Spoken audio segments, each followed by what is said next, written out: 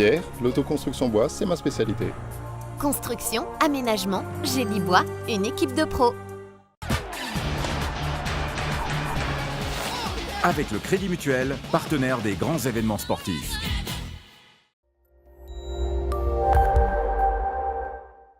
Bonjour tout le monde, on aura encore droit à un petit arrosage pour demain.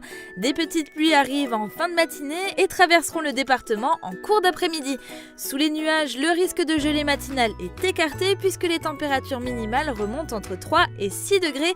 Malheureusement, les maximales repartent à la baisse et plafonnent entre 11 et 13 degrés. Demain, nous sommes le samedi 22 avril et nous fêtons les Alexandres. Le soleil nous accompagnera de 6h25 à 20h34.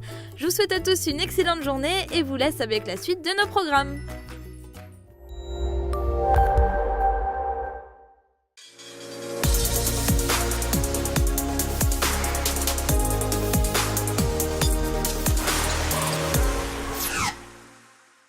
eMove, l'autopartage électrique entre salariés et entreprises. Le groupe Our Corporate propose sa solution. Il gère la flotte de véhicules partagés, leur entretien et l'assurance. Entreprises et salariés se partagent ainsi un seul et même véhicule, une idée originale, pragmatique et économique. Yannick va se rendre à Sarrebruck, chez Zarstal, pour récupérer des bobines d'acier. Avant son départ, dans les bureaux, il faut faire une réservation sur Internet.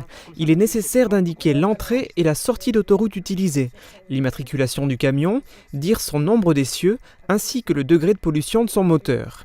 Cette procédure est nécessaire à chaque fois qu'un poids lourd de la société va emprunter l'autoroute, au risque sinon de devoir payer une amende, et les contrôles sont très fréquents.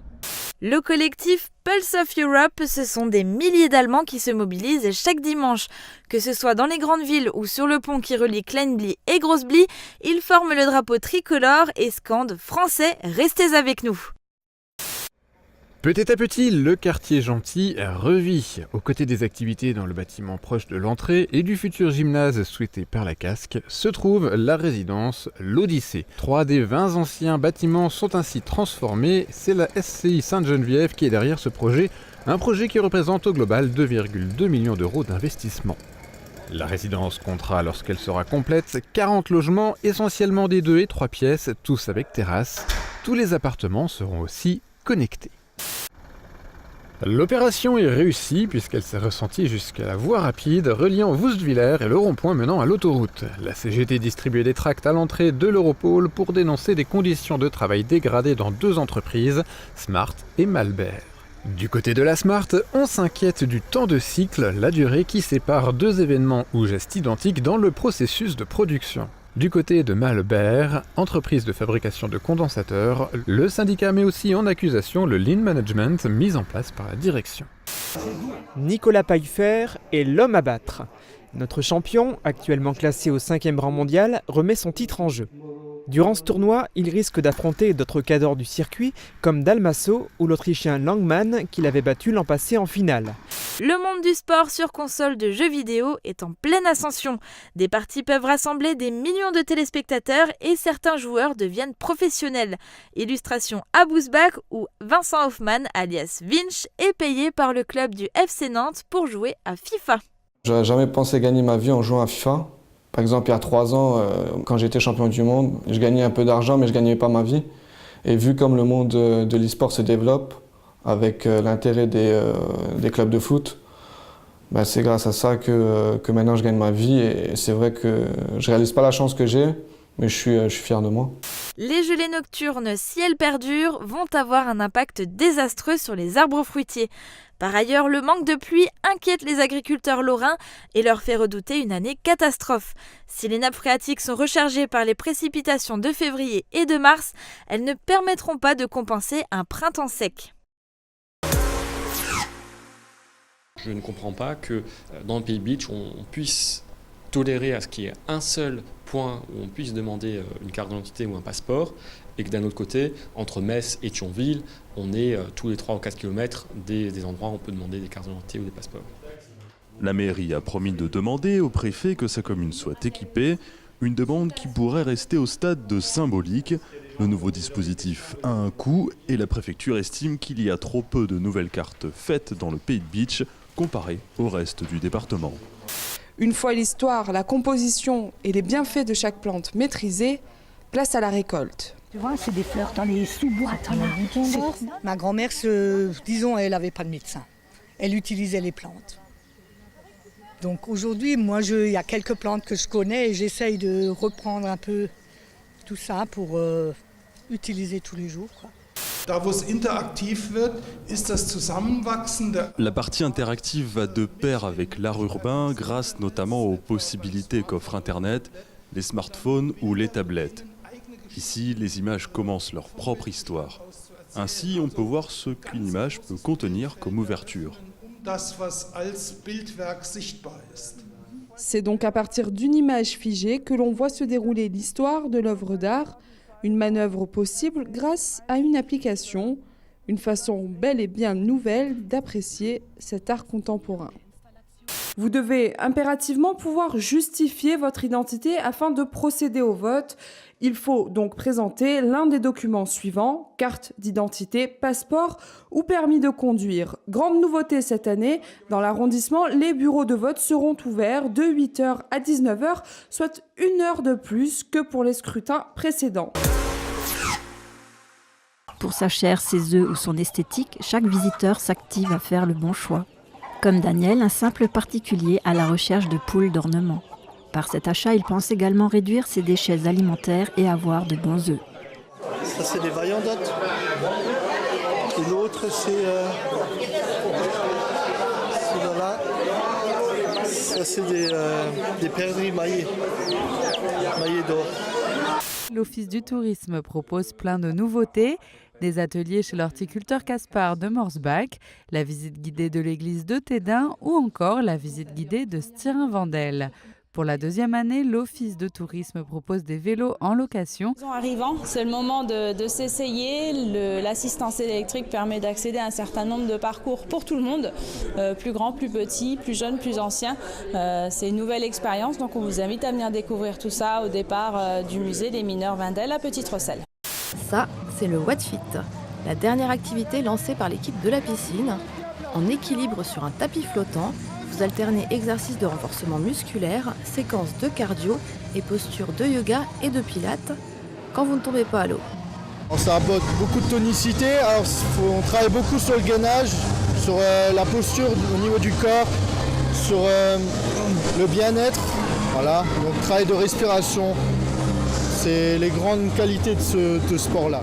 Faire découvrir la discipline à tous les publics, garçons et filles de toutes les générations, pour créer une nouvelle association sportive dans la commune. Le but de cette journée porte ouverte, c'est de susciter une curiosité des gens, d'essayer l'activité. On sait très bien qu'on a tous fait du badminton, que ça plaît.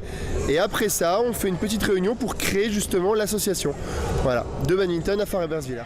Une trentaine de personnes ont participé à cette journée découverte, surtout des jeunes. Le club de badminton de Far-Ebersviller devrait voir le jour à la rentrée de septembre. Quentin Tuaillon souhaite poursuivre le développement de ce sport en Moselle-Est avec les créations prochaines de clubs à Cocheren et à Frémin-Merlebach. Dans le cadre du festival Mirschwetzeplatt, la librairie Quartier Livre et la Trouve du Kaléidoscope s'associent pour faire découvrir la langue régionale au jeune public.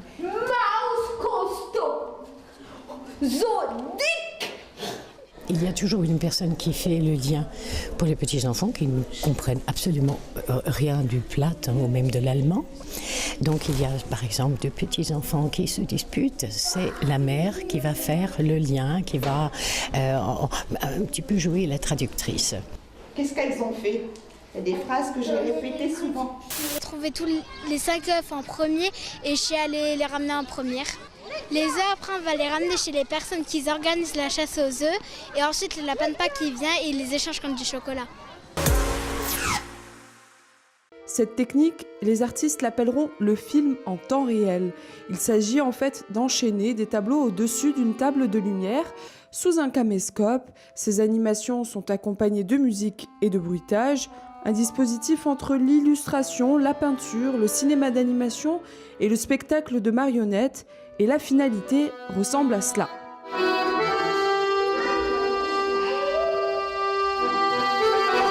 Plat de gratin, pinceau, coton, sable, eau, tous constituent un outil d'art dans ce spectacle.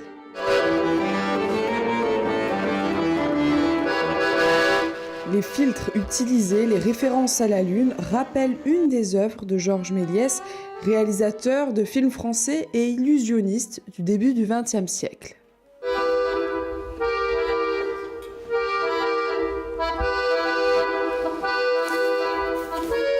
J'utilise beaucoup de filtres dans mes images qui pourraient faire penser à l'époque de Méliès. Aujourd'hui, Fabrice et Charlet ont affaire à un très jeune public et c'est avec une initiation à la technique artistique que l'illustratrice et le musicien concluent leur intervention. Et la pratique est largement accessible aux enfants.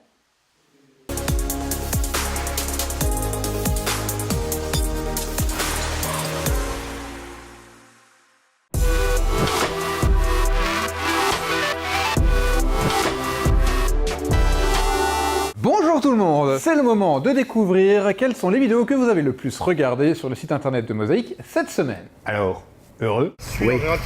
Comme à l'accoutumée, je vous rappelle que les intervenants à cette vidéo sont ici à l'insu de leur plein gré. Un détail qui a déjà amené certains d'entre vous à me demander comment cela a été perçu de la part des dites personnes. Disons, cela ne nous a jamais posé de problème particulier. Je réalise pas la chance que j'ai. On a eu également la volonté d'aller vers un concept un petit peu innovant. Innovons alors, car dans cette séquence, il n'y aura pas de vidéo numérotée 7. Et pour cause, vous nous avez sélectionné 2 vidéos ex-aequo pour la 6e place. Tout d'abord, vous êtes revenu regarder le dossier sur la révolution du corps. C'est bientôt l'été, avant d'enfiler un maillot de bain, c'est le moment rêvé pour reprendre son corps en main. On fait le point dans le dossier de Mosaïque avec 3 invités. Je sens que le dossier vous intéresse puisque vous l'aviez déjà mis dans le classement de la semaine dernière. Et pourtant, j'ai l'impression que vous êtes prêts à craquer pour un bon dessert quand je regarde la vidéo que vous avez sélectionnée pour l'autre 6e. Bienvenue chez moi.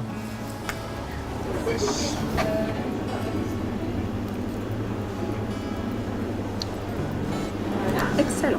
Et décidément, vous devez beaucoup apprécier les tartes au fromage blanc puisque c'est quand même la 3e que vous me placez dans ce classement en quelques semaines seulement. Ah oui, absolument, bien sûr que j'apprécie ça, oui. Pour la 5e place, nous prenons la direction du Casino des Faïenceries avec l'émission Face à moi. Et cette fois-ci, c'est Valérie Malik et sa flûte qui ont attiré vos vues et vos clics.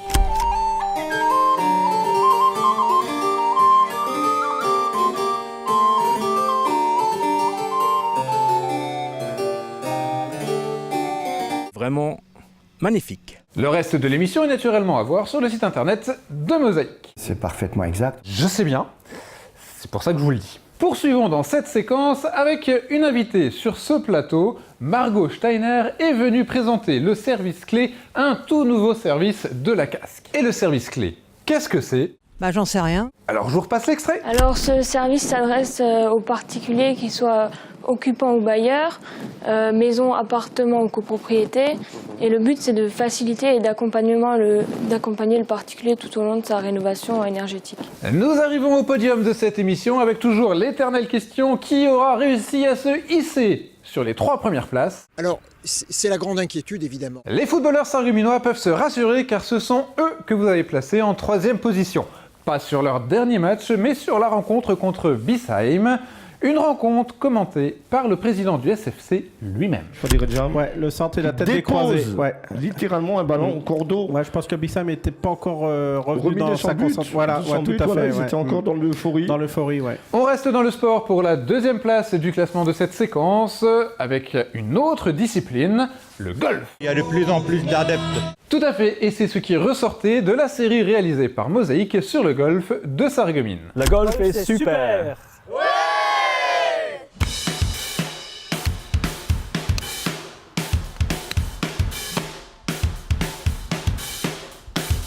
Les plus attentifs parmi vous savent déjà quel est le sujet ou la vidéo qui a terminé en première position de ce classement. Je vous l'ai écrit dans le titre au début. C'est pas vrai. Si, vous pouvez retourner voir si vous voulez.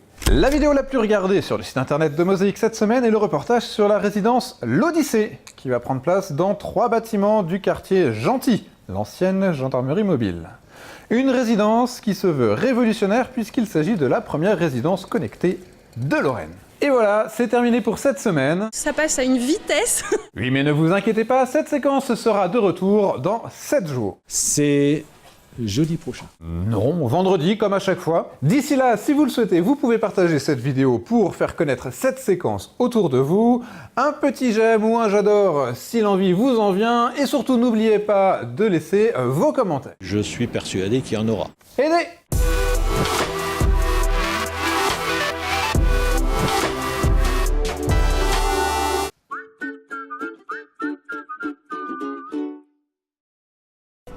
Quoi?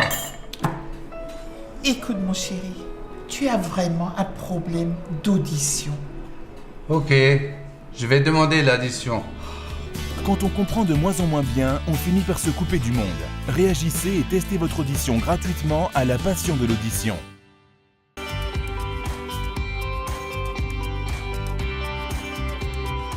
Avec des réseaux, nous avons équipé toutes nos salles de classe en ordinateurs modernes et tablettes, connexion internet contrôlée et sécurisée et vidéoprojecteurs interactifs.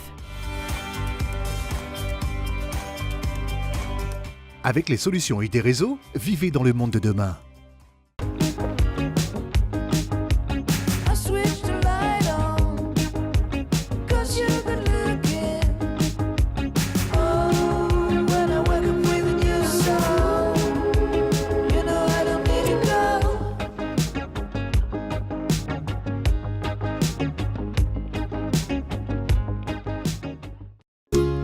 Faites le plein d'énergie. Avec votre magasin La Vie Claire, découvrez tous les produits bio pour une cure de remise en forme. Jus de bouleau, jus de légumes, compléments alimentaires. Bio Santé Crépy, La Vie Claire, au 5A rue des Ormes, à Sarreguemines. La Vie Claire.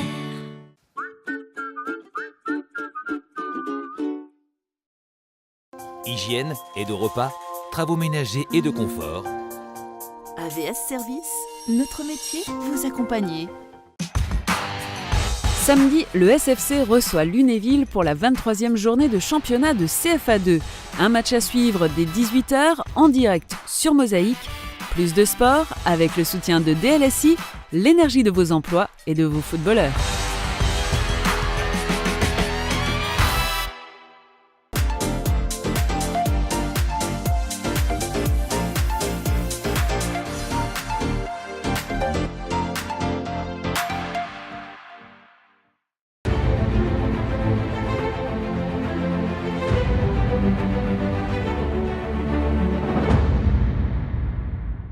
La nature du projet était d'installer une centrale électrique, quoi, et de pouvoir brûler, c'était ça l'essentiel, de pouvoir brûler les combustibles qui n'étaient pas commerciables aux houillères. À l'époque, la France était au tapis, et il fallait absolument, disons, trouver des ressources et de quoi pour remonter le pays, quoi. Alors il fallait l'électricité à l'époque. D'ailleurs, les houillères, eux, ils avaient fait une campagne extrême pour recruter de la main-d'œuvre et ils allaient aussi déjà à l'époque en Afrique du Nord et partout. Ils ont pris les gens où ils pouvaient en trouver, quoi. C'était des emplois sûrs et bien rémunérés. C'était le premier employeur et le premier contribuable de la commune. C'était la centrale la plus moderne d'Europe, sur papier, en 1947. En 1949, ils ont commencé. En 1954, on a mis le premier groupe au réseau. Il y a eu un contrat entre les Charbonnages de France et EDF. Il fallait répondre à leurs besoins. Ça, c'était primordial. Même si on était à l'arrêt, si eux, ils n'avaient pas de besoin, nous, on était payés pour la puissance installée. Et lorsque les besoins de la centrale étaient néants, eux, ils chargeaient les produits commerciaux qu'ils aient déchargés chez nous au port. Le port, lui, il chargeait les commerciaux sur les bateaux qui partaient vers Sarralbe ou vers Dombasle ou même en Allemagne. Et ils ont profité du téléphérique pour ramener les produits commerciaux ici. Chaque wagonnet chargeait 2 tonnes.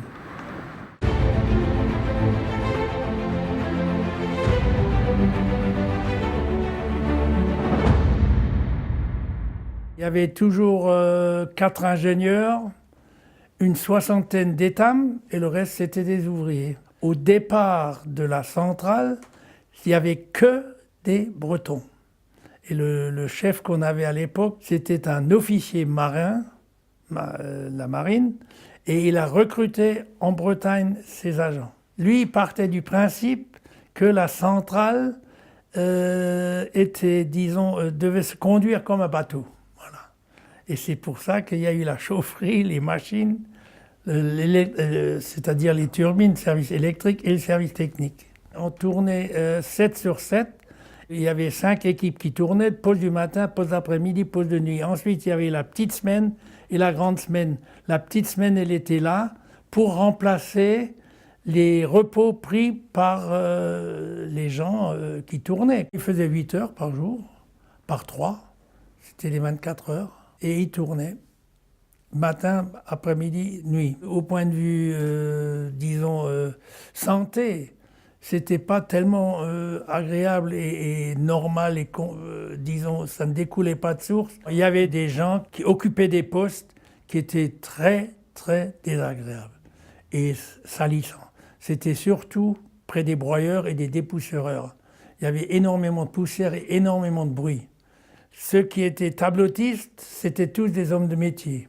Ils n'avaient pratiquement rien à faire que de diriger les différentes manœuvres pour allumer une chaudière, pour éteindre ou pour forcer les broyeurs. On avait presque tous les métiers qui travaillaient, des métiers d'entretien. Il y avait des soudeurs haute pression. Il y avait 4 sortes de soudeurs déjà. Il y avait des mécaniciens, il y avait des électromécaniciens, des électriciens. Il y avait un chauffagiste, on avait un fumiste. On était très bien lotis parce que notre personnel était recruté du secteur. Et à l'époque, il y avait énormément qui avaient fréquenté le collège technique à Sarreguemines.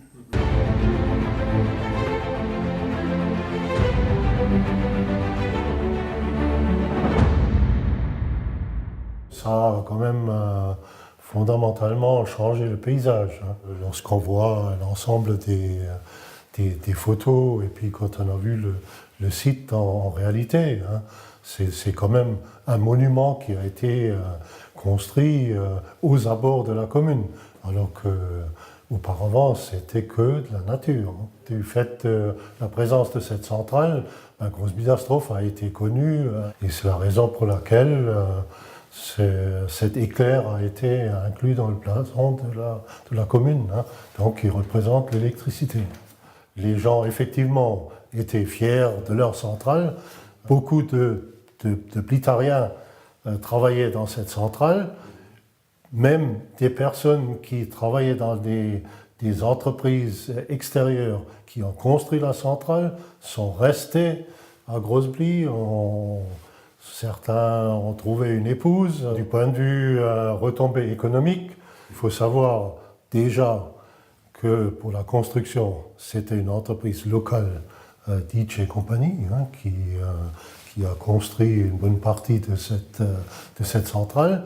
Ensuite, pendant la construction, il y a évidemment des petits commerces, des choses qui se sont installées autour.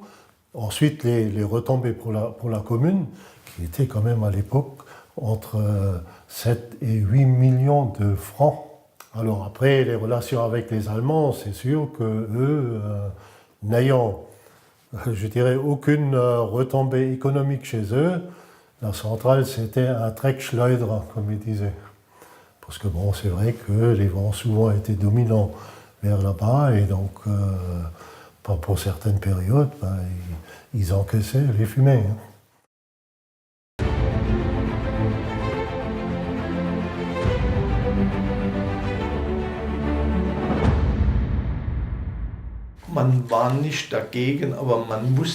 Personne n'était contre. Nous ne savions pas ce que ça allait devenir.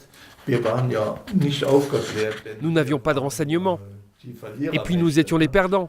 Nous ne pouvions pas manifester contre. Il y avait cependant un très bon travail en commun pour la construction.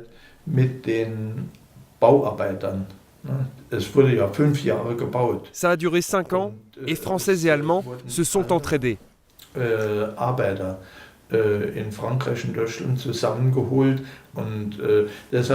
Il y avait beaucoup d'ingénieurs allemands qui ont vécu à Klein-Bietersdorf. L'usine a atteint sa pleine capacité de fonctionnement en 1954.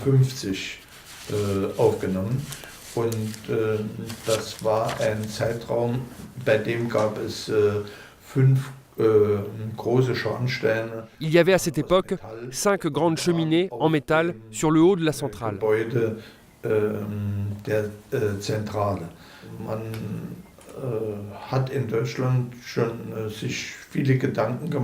Ça a causé beaucoup de soucis côté allemand, notamment à propos des filtres.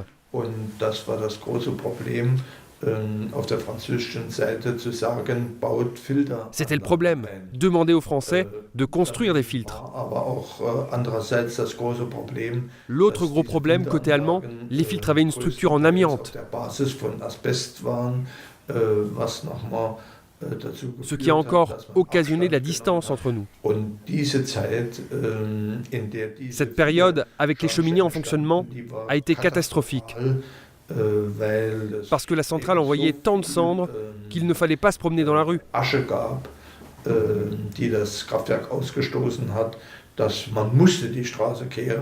Le trottoir en était toujours plein.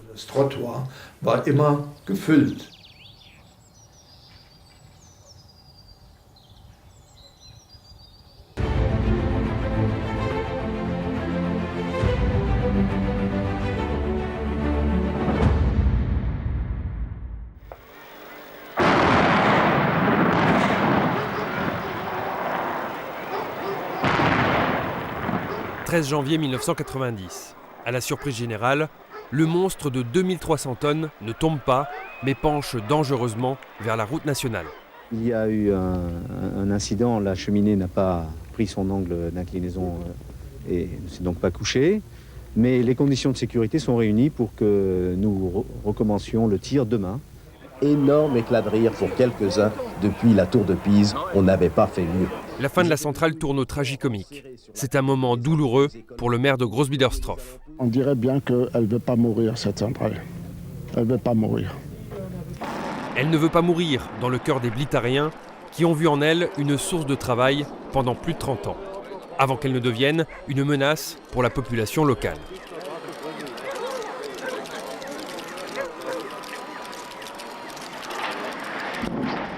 Ce 7 mars 1990, une demi-tonne d'explosifs viennent à bout du bâtiment principal qui aurait pu devenir une très importante usine d'incinération de déchets baptisée ESIS. Un monstre capable d'engloutir 450 000 tonnes de déchets par an, c'est-à-dire 4 à 5 fois plus qu'un incinérateur récent. Pour les Sarrois frontaliers, ce projet, c'était la double peine. Des élus se mobilisent, et notamment Robert Genron, le maire de Klein-Bietersdorf, qui a un projet fou. Racheter la centrale, la supprimer, enterrer le projet ESIS et créer à cet endroit d'autres emplois. Un mouvement citoyen, puis associatif prend forme et finit par dépasser la frontière, mobilisant des milliers de personnes et des élus français. Le combat, initié par Robert Genron, finit par payer. La collecte de fonds lancée côté allemand réunira au final 3,2 millions de Deutschmark, de quoi racheter puis démolir l'édifice.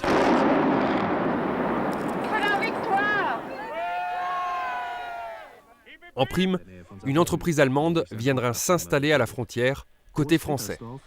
C'est finalement ZF qui prend place, créant 250 emplois à Groß-Biedersdorf. Il y en a près de 400 actuellement, sous l'œil de Robert Genron, âgé de 90 ans.